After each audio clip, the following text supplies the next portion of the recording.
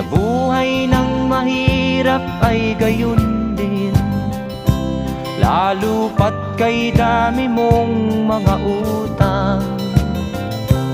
O buhay,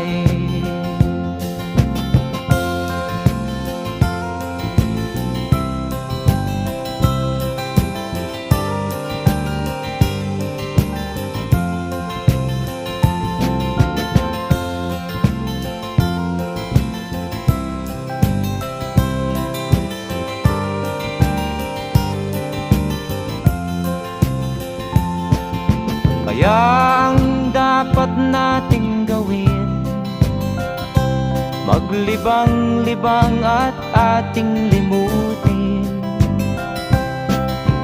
Buhay ng tao'y sadyang ganyan, di mo na dapat na